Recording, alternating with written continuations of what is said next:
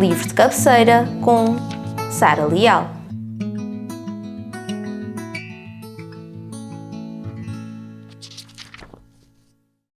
Eu escolhi o livro Em Tudo Havia Beleza, Ordessa, de Manuel Vilas, com tradução de Vasco Cato, um livro de 2019. Como livro de cabeceira, era de facto um dos livros que pousa na minha cabeceira, normalmente acompanhado de uma série de poesia, ensaios, livros sobre parentalidade, mas pensei que este fosse um bom livro para vir falar dele, porque penso que tem uma estrutura interessante, porque Manuel Vilas era poeta e começou a escrever romances. E este romance, não é? Esta autoficção, é uma narrativa pouco linear e que tem uma estrutura de pequenos capítulos que são as suas memórias. É um livro que trata a morte, a inevitabilidade da morte, e a sua reação em relação ao desaparecimento dos pais e como ele vai lidando com isso, não é? Como eles vivem como fantasmas, como diz ele, através das suas memórias, dos seus objetos. Portanto, esta é uma viagem que nós fazemos com ele durante algum tempo, em que ele está a tentar lidar com essa situação, não é? Portanto, em que as memórias surgem à superfície e ele nos conta na primeira pessoa e acaba por falar de coisas bastante duras. Ele fala muito da dor, mas também procura a beleza do imperfeito. Ele procura sempre a beleza que é o familiar. Ele procura ultrapassar culpas que existem sempre, de coisas que não se disseram e que talvez tivessem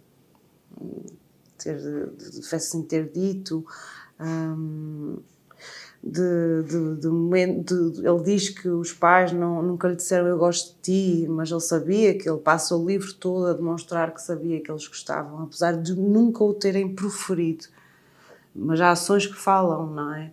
E, portanto, todo o livro é esse desenterrar, esse movimento oposto da morte, não é? Que é trazê-los à vida, mantê-los vivos através da memória, não é? Da memória que existe daqueles que ficam, porque são esses que mantêm vivos os outros e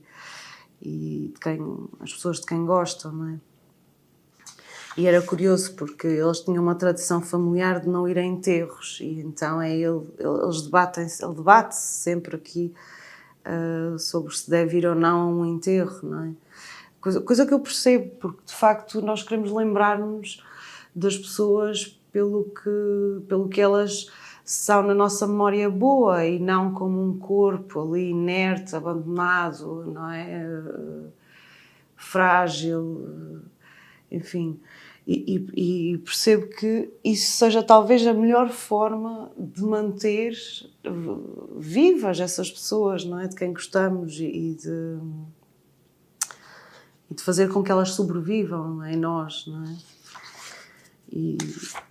Enfim, eu penso que há um momento aqui muito interessante do pai, entre ele e o pai, em que o pai se apercebe que está perto da sua hora, está perto da hora da morte e ele diz algo como podes ficar com o carro, podes fazer o que quiseres com ele.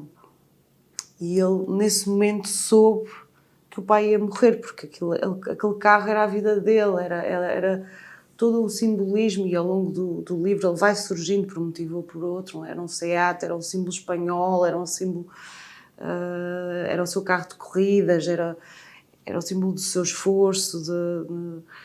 E quando ele se desapega desse objeto, é um sinal, não é, de desmaterialização do próprio pai. E ele fica a pensar, mas o que é que eu vou fazer com isto, com este carro? Este carro é ele, não é? E é isso também que acontece às pessoas, quando alguém morre, não é? As pessoas têm de lidar com todos os objetos daquela pessoa, têm uma série de burocracias para tratar, custa-lhes deitar fora coisas ou dar, porque as pessoas acabam por viver em alguns objetos, por muito que de uma forma emocional, não estamos a falar não são transações comerciais, são transações emocionais que estes objetos nos dão. E por isso ele olha para o carro e pensa no pai, ele passa num cabeleireiro e lembra-se da mãe, como ela ia cortar o cabelo quando estava mais deprimida e nunca encontrava o cabeleireiro perfeito e, portanto, tinha ido a imensos cabeleireiros na sua vida toda e enfim, portanto, aquela procura da saciedade que o homem tem, não é? O homem com H grande, ou a humanidade, neste caso.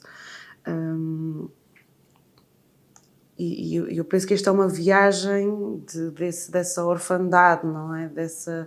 De ficar ao mesmo tempo sozinhos no mundo, mas procurar essas reminiscências das pessoas, não é? Acho interessante que o facto é que ele refere que eram pobres ou que o pai, talvez só durante 7 anos, teve algum sucesso e portanto, não lhes faltava nada, mas, enfim, não viviam numa classe média, assim, mais estável, não é? E então ele diz que nunca tiveram máquina fotográfica e que, portanto, tem poucas fotografias e que a mãe se estava a ver nas fotos e, portanto, rasgava-as e realmente ela nunca ficava bem nas fotos, diz ele. E às tantas, há algumas impressões de 2 ou 3 fotografias ao longo do livro, principalmente no fim, mas é interessante que toda a escrita dele é fotográfica. Estes pequenos capítulos são um álbum de fotografias, é um álbum de memórias, não é? Aquela imagem outra pessoa pode não dizer nada, mas ele diz-lhe porque ele sabe, ele tem memória daquele lugar, daquele momento, do que lhe contaram. Há aquele punctum, não é, do Roland Barthes que dá o valor também à fotografia, não é? E acho interessante que, não tendo máquina fotográfica, a memória dele funciona precisamente dessa forma. Portanto, ele deixa-nos aqui um álbum do que foi a sua relação com os pais, com algumas notas sobre a sua relação com os filhos e as suas preocupações atávicas, não é? Será que eu tive esta relação com os meus pais ou com a minha mãe? Será que eles vão fazer o mesmo?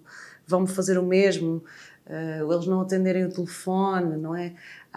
O facto de ele ter até um poema no fim, que é o número de telefone da mãe, porque é aquele número que a pessoa nunca se vai esquecer, que era o meio de comunicação por excelência, porque eles não conseguiam falar em pessoa, mas tinham conversas, grandes conversas ao telefone, não é? Aquele telefone fixo, portanto, não é a era do telemóvel, não é daquela comunicação mais efêmera ou mais em monólogo, não é? Da confessional e para todos, de alguma forma.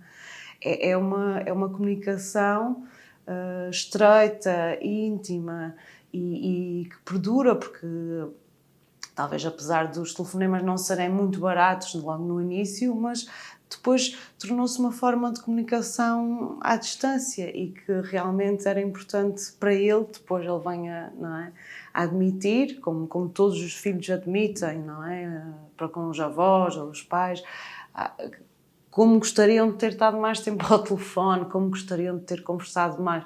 E, portanto, ficamos com estas imagens, com as imagens dos objetos, do próprio telefone que ele guardou como escultura, não é? Um telefone cheio de pó, que já não era usado, portanto. E essa viagem, através deste álbum, desta escrita, que que é torrencial, mas de certa forma contida e eficaz e que nos leva nesta viagem fotográfica pela vida.